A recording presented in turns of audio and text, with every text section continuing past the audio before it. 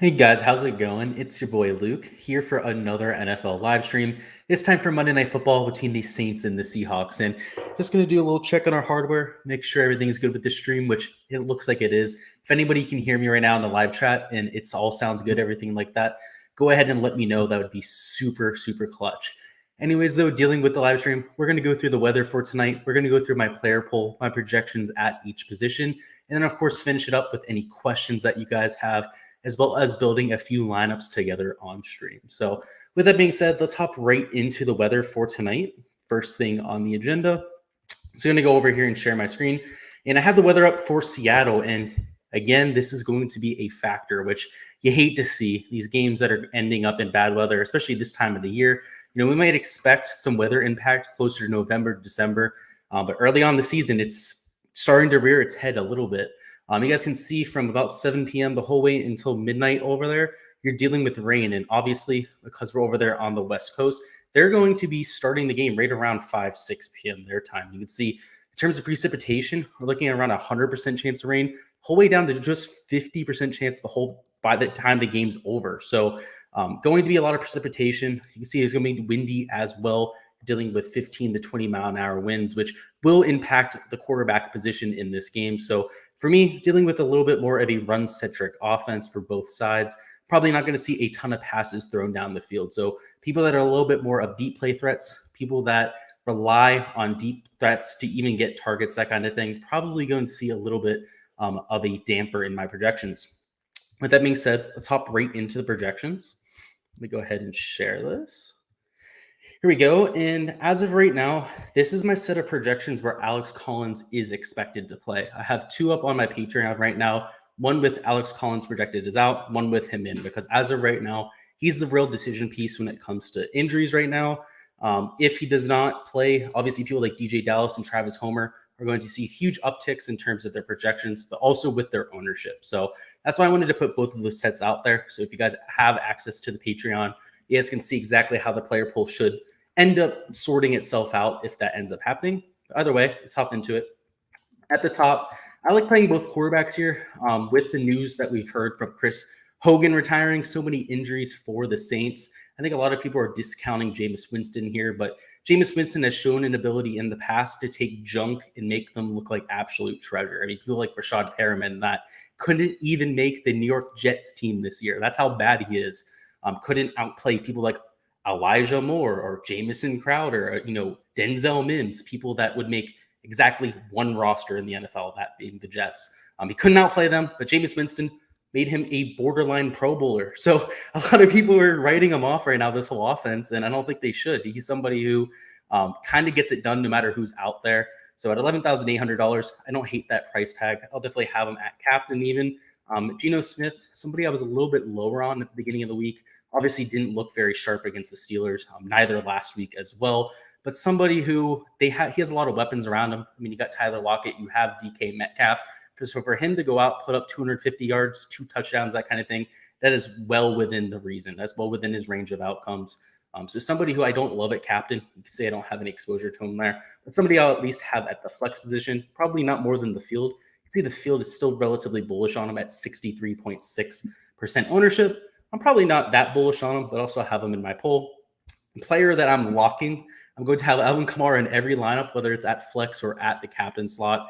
He's going to be my most owned captain, so probably around the 40-50% exposure mark. And for the Saints team, he's essentially the only option that they have. I mean, Marquez Callaway, he's their number one wide receiver, but to this point in the year, hasn't really done anything. So if you just take a look at the bodies that they have for tonight and in terms of their yardage of their team, Alvin Kamara has over 60% of the yards. I believe depending on what kind of sample size you look at, especially if you count guys like Troutman, that kind of like backup tight ends and stuff, it gets as high as 70, even 80% of their yards, which is just a little bit ridiculous at this point. I mean, Devontae Adams being 44% of the Packers offense is ridiculous, but if Alvin Kamara right now is going to be 70, 80% of the offense, it's just on another level of production. Obviously not going to get 70% usage tonight, but it's just a glaring something I noticed in the numbers that was just obviously not right. You're dealing with a lot of injuries here. That's why it's the case.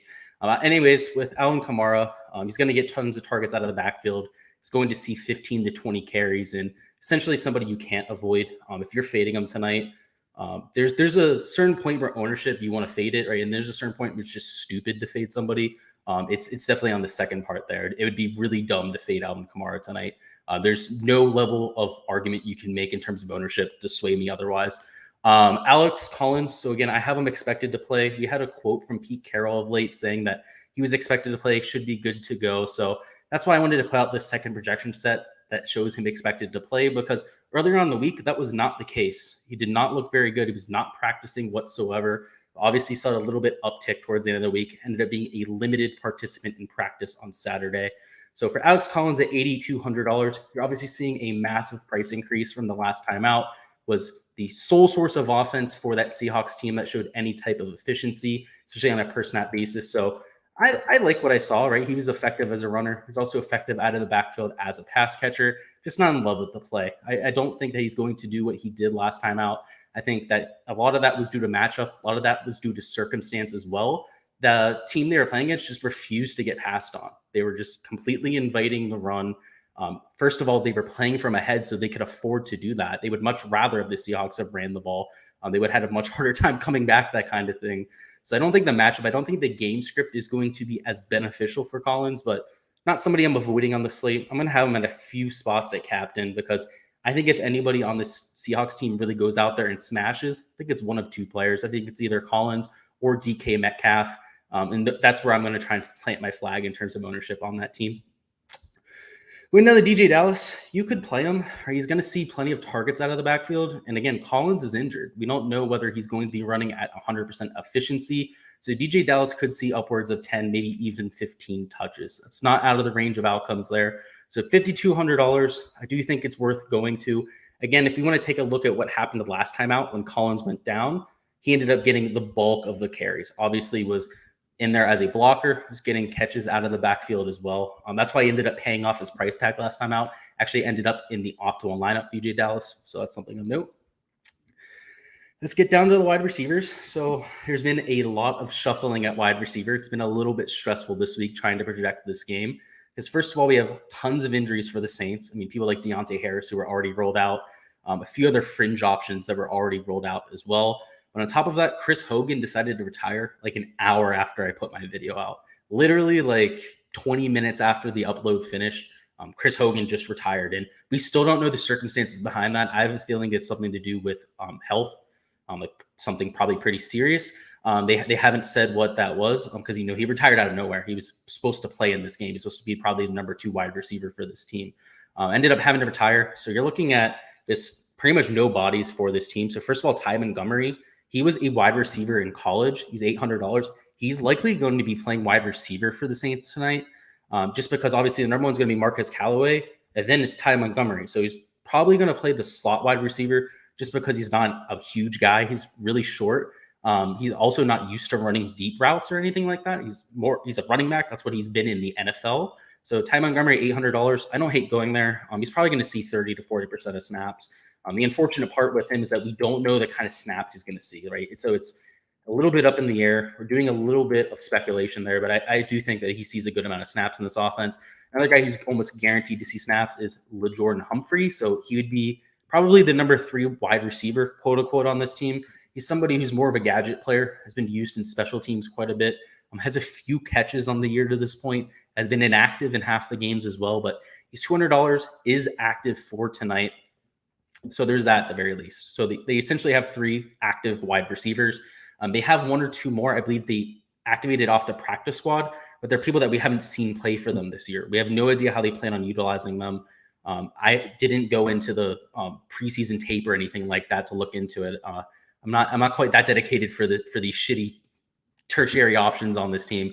I think they're probably going to stick to these 3 wide receivers, the ones that we've seen play this year. They're going to play a ton of 2 tight end sets. It's a team that loves to run the ball. They love using Juwan Johnson, Adam Troutman. You're probably going to see quite a bit of Nick Vanette tonight as well, which we'll get to the tight ends here in a second. All 3 of them probably going to see 30, 40% snap loads. So rather than trying to take complete flyers on those 4th and 5th string wide receivers for this team, I'm going to try and stick to the 3 that we've at least seen play, that we at least understand the offensive playbook, and then probably try to take some of the shots on these tight ends, which again have been on the roster for the entire year.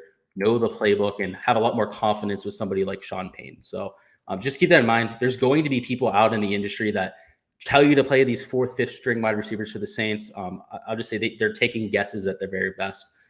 Nobody's really going to know what they're going to do there. So perhaps that's a situation to attack, right? If you're going to super large field GPP, 200,000 entries, million maker, that kind of thing, you can enter a lineup or two with one of those guys. I mean, that's not going to hurt you. It's $30 or something like that. He's talked about these tight ends though. So Gerald Everett, he's looked pretty good. He's obviously athletic. He's somebody who's a little bit of a deep play threat, but we already talked about the weather. It's not going to be a game where you're looking for guys that are getting way down the field. It's not obviously not going to be quite as soppy as last night. We're not going to see people dropping balls left and right, but to throw the ball downfield in that wind, I don't see it. So Gerald Everett, I'm going to have him in my player pool, but not somebody I'm rushing to the window to play at captain or anything like that. Will Dissly is the number 2 tight end for this team, but he's priced above the number 1 tight end for the Saints. So for me, going to be a fade. He's also garnering some ownership, so it's not like he's a sneaky play. Juwan Johnson, he will be the number 1 tight end for the Saints. Obviously, not the flashiest play. He has a few touchdowns on the year. Both of those were in the red zone. They weren't long touchdowns. But at $2,200, he's at least going to be playing 30, 40% of the snaps. So you could do worse there. Troutman, probably going to see more snaps tonight than he would normally do so. He's more of a blocking tight end. When he first came onto the scene a few years ago, people were touting him. It was like week 3 or something like that. They had like no tight ends for that team. I was like, oh, go out and play Adam Troutman. He put up a 0-burger that week. And then the next week, everyone's like, oh, everyone go play Adam Troutman. They have no one there. He put up another 0-point performance. It's because he's a blocking tight end. So you can see he's not in my player pool. That the guy is going to play snaps tonight, but the targets that he gets are very likely to be 1 or 2 yards downfield at the very most. And if he's going to pay off that $1,800 price tag, it's going to be with a touchdown. So I haven't excluded him from my pool. We'll have to see if I need a few more lineups in there, but not somebody I'm running to the counter with. I'm going to take a flyer at tight end. I'd rather do it at $200 than $1,800, to be quite honest with you. Nick Vannett, also more of a blocking tight end. It's actually on the Seahawks at one point. So a little bit of a revenge spot. He ended up being traded to the Steelers. They traded him for a conditional 7th round pick, which if you guys don't know what a conditional pick means, it means that it's not even guaranteed. And it was a conditional 7th round pick. So it essentially gave him up for nothing. And that pick ended up not happening. They ended up giving him up for nothing. So Nick Vannett, $200, he probably has a little bit of distaste for this team. They gave up on him really quickly. Ever since then, he's been picked up very fast by every team that's let him go. Obviously, his blocking ability is something that teams are looking for. So instead of Adam Troutman, you might see Nick Vannett out there for the snaps that he's not playing. And he's a little bit more of an athletic version of Adam Troutman. So I actually like him a lot more. Again, he's only $200. So if you're going to take a pure punt play, I'd rather do it again at $1,600 cheaper, because both of them have a very, very big possibility of putting up a 0. At 0 at $200, you can stomach. You can still cash in a GPP with a 0-point performance at $200. At $1,800, you can't. Let's talk about these defenses. Because we're going to have wet, soppy conditions, just like last night, the defenses are going to get a lot of extra points. You're going to see a few extra sacks, just people slipping and that kind of thing. You're going to see a few extra fumbles as well, potentially even an extra interception. So at first, I wasn't playing the Seahawks defense. I actually meant to change this on here. I'm going to be playing both of them. Not going to be playing them at captain. I'm not going to be that crazy. Not that much of a madman tonight, but I think playing both defenses is a good idea. I mean, I'm not talking 40, 50% ownership or anything like that, but if you're sprinkling him in left and right, I'd say at the most one of them in a lineup. I like that idea. And the kickers. The more and more we hear about these windy conditions, the less I'm excited about these kickers. But you're dealing with 2 offenses that are dealing with injuries. It's a very low total game. And just like you saw last night, a lot of times when you have these low total games, it's not because the yardage isn't going to be there. There was plenty of yardage in that Sunday night football game. It was just they stalled out in the end zone, in the red zone, that is. They weren't able to punch the ball in. They were settling for field goals. And of course, Sly ended up missing that first extra point, missed a field goal. It was a shit show, right? And obviously tonight we're dealing with windy conditions, which I'd much rather be kicking in rain than I would in wind. The wind last night wasn't as big of a factor. I think they mentioned that the goalposts were like hardly moving or anything like that. Tonight, you're going to see them rattling. And if you guys are golf fans or anything like that, you guys know how bad the wind can really get anytime you put a projectile up in the air. So for me, these kickers, I'm getting a little bit less high on them than I was before. I was mostly on them just because of the low total. Again, a lot of the times that low total is driven by an inefficiency in the red zone, not necessarily a bad team in terms of yardage. So we'll have to see. I'm kind of 50-50 on them right now. They're still in my pool. That's not a mistake. But the more and more I look at the wind, the more and more we look at that weather, the less thrilled I am about the play. Let's just say that. What we'll do now is we're going to hop over to building a lineup. So we're going to make a lineup live just to give you guys an idea of my thought process when we're going through a lineup tonight. So we're going to start off with the captain, right? And for me, it's slam dunk play. You don't really need to think about it too much. It's Alvin Kamara, somebody who has by far the highest ceiling on this slate, also by far the highest floor. I mean, for an Alvin Kamara floor, I think we're legit looking at 20 points. That's just that type of situation tonight where he's going to be seeing that many targets out of the backfield. Absolutely love going to him here at captain. But the problem with that is now we only have $30,800 for the rest of our slots. So before we try and fit any more stud options into our lineup, I want to go the whole way down to the bottom and try to figure out who we're going to use for some value. So as we've already mentioned, I mean, obviously on the Saints side of things, we're going to have a lot of value just based on circumstance. For me, Kenny Stills probably the best option on the slate. Again, going to be the number 2 wide receiver for this team. Number 3 wide receiver, you're looking at Ty Montgomery. You're potentially looking at Lil Jordan Humphrey. And then who the hell knows after that. But Kenny Stills is going to be the number 2 wide receiver. We know that for a fact at this point. So at $1,600, I think you do a whole lot worse. Probably going to need at least one more value play, right? So you already have 2 players on the Saints. I don't love the idea of going to another Saints value play. I mean, number 1 option here would probably be somebody like Juwan Johnson. You could go to Adam Troutman if you're feeling lucky. If you're thinking he's getting that 1 touchdown he's going to get per year. Ty Montgomery is not a bad option as well. So obviously going to be a little bit more of a slot receiver in this game. So for me, I'm probably siding towards somebody like Montgomery. You could go the whole way down to Vanette at $200. But for me, Montgomery, we've seen him play in this offense to this point of the year. And while it hasn't been a massive role or anything like that, he's at least played. So now we have $9,400 remaining for our last 3 spots, which means we can spend some salary. We can essentially take the 3 stud options that we're looking for here. And to this point, we have 3 New Orleans players, which I'm not going to really bog myself in too much. The reason why we have those extra Saints players is because they're good value plays. You take a look at the other side of things with the Saints, we're not going to have as many options, right? We're pretty much limited to people like where's Freddie Swain down here at $2,000, potentially going to somebody like a Rashad Penny. But again, they just have not seen many snaps this year. And we are expecting somebody like Alex Collins to get a majority of those looks. But speaking of Alex Collins, I do expect him to have a relatively good game here. It's also only $7,400. I believe in my other spreadsheet, I have him at 82. Let me check real quick. I think it was a mistake. Yeah, I had him at $8,200. He's $7,400. I'm not sure why I had down like that. That's weird. Michael Thomas is $8,200. Probably saw the wrong thing there. That makes sense. But at $7,400, he's an even better play, obviously. So I like going there. And at $10,500 remaining per player, we can essentially take whoever we want. I think a slam dunk option here would be to go to Jameis Winston. And we have 2 pass catchers for that team already. Alvin Kamara is likely to get a lot of his production via the pass. So Jameis Winston probably going to be brought along by a lot of those wide receivers. Probably good to pick him there. And you can see we can't take Geno Smith. So if we had the $9,400, I'd probably try to take a Geno Smith. So if you were using somebody like a Nick Vanette down here at $200, where is Vanette? When I find him here, there we go. Lifted from IR, yeah. So we could use Nick Vanette, right? And then we could go somebody like Geno Smith. Or if we didn't want to go to Nick Vanette, there's a couple other guys we could try to consider. You could go to Penny Hart. Penny Hart's the number 4 wide receiver for the Saints. You could do a whole lot worse. Who else? I mean, Jones, I wish he was active. He would have been such a good play. Yeah, that's probably what you're stuck with there, right? So for me, Geno Smith, probably not the play. You get a little bit too much opportunity cost there. If we go to somebody like Tyler Lockett, we can take somebody like a Montgomery that I feel a lot more confident about with his snaps tonight. And obviously, if you guys take a look at Lockett, if he's our only guy on the Seahawks as outside Collins, I don't hate that play. If he went to somebody like a Geno Smith, we'd probably want more Seahawks in our lineup, right? You're expecting him to at least have to throw 1 or 2 touchdowns to end up in the optimal lineup. So having just an Alex Collins in there probably isn't enough. So this lineup I do like a little bit more. I think it has a better chance of getting into that top 5 or even 1% of a GPP. You're getting Alvin Kamara at captain, which I don't really think you can go elsewhere tonight. He's almost a borderline lock play, and I don't usually say that very often. And then the rest of these guys, I mean, you just got to figure out what kind of value you're going to go to, right? You could take somebody like a Freddie Swain, hope he scores a touchdown for the Seahawks.